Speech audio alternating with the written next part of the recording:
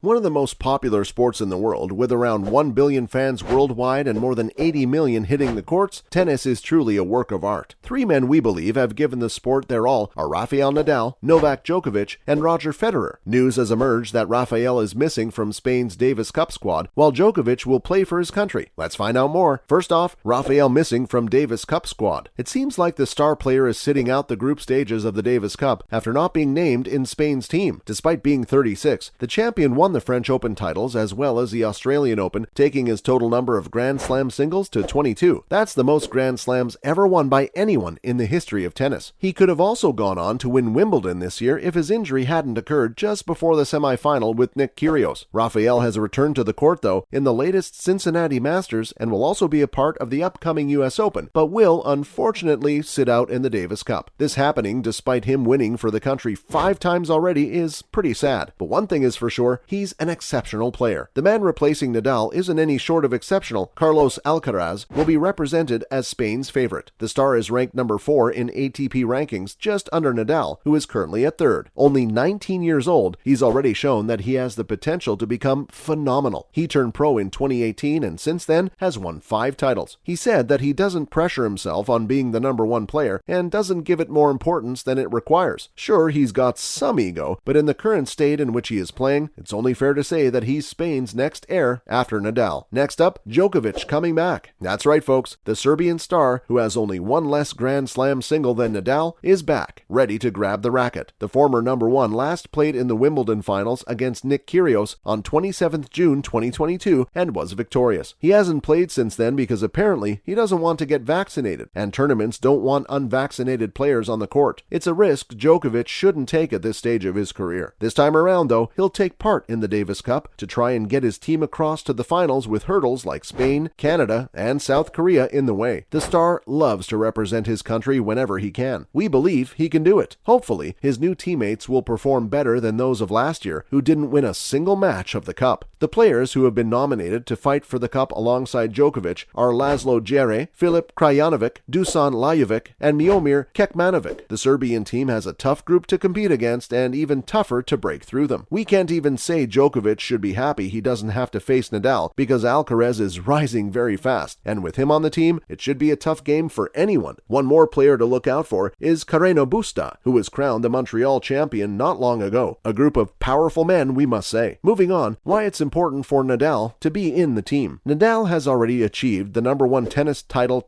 and held that number for more than 200 weeks. He is an essential part of the Spanish team, and with the experience he has gathered in his career, he's certainly a force to be reckoned with. He helped the country win the Davis Cup 5 times and will continue to do so if he is included after the group stages. We want Nadal back. Albert Costa, former professional player and champion, said that Nadal brings optimism to the team and lifts the spirits of others. He also said that Nadal provides security, and being named the number 1 in the world is a boost of confidence for us as a team because rivals are certainly under pressure when they go up against him. There's no doubt that Nadal can really intimidate his opponent. While he's a helping hand for players on the team, it's also important for Nadal himself to be in the Cup. The 36-year-old has given tennis most of his life and has won many titles, even continuing to do so in 2022. We don't believe he has any plans to stop winning, and this title would only add to his off-the-charts records. Nadal has established himself as one of the best players of all time, but the way he's still carrying on forces us to think he wants to be the best in history. And lastly,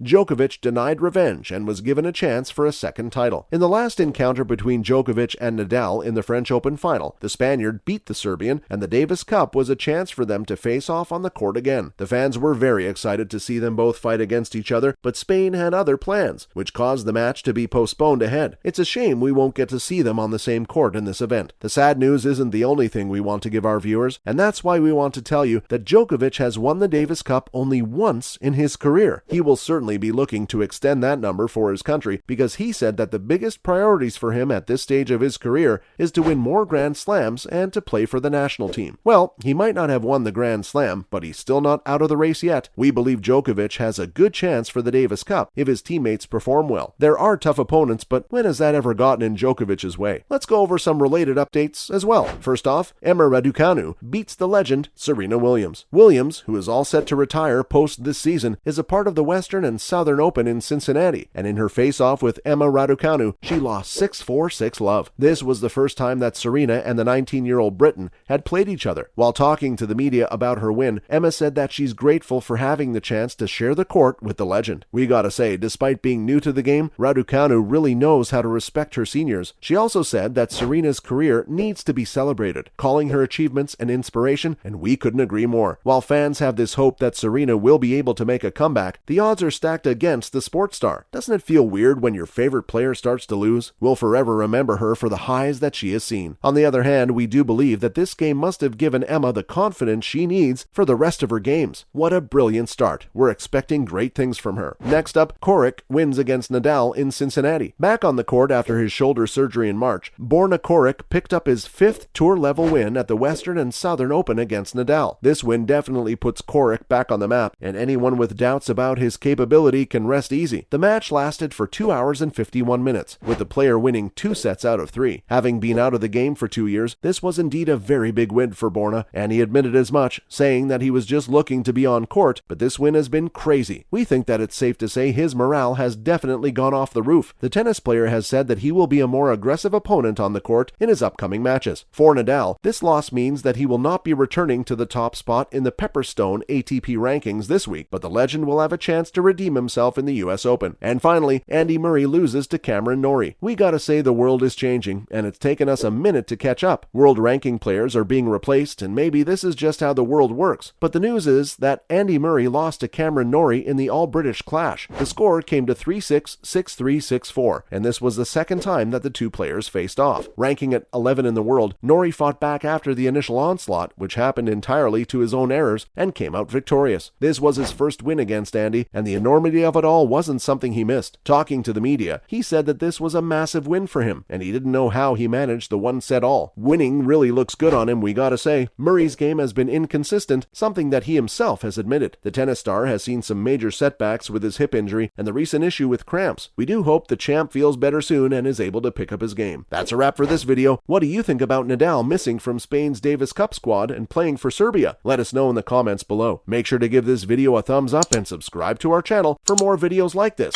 We'll see you in the next one.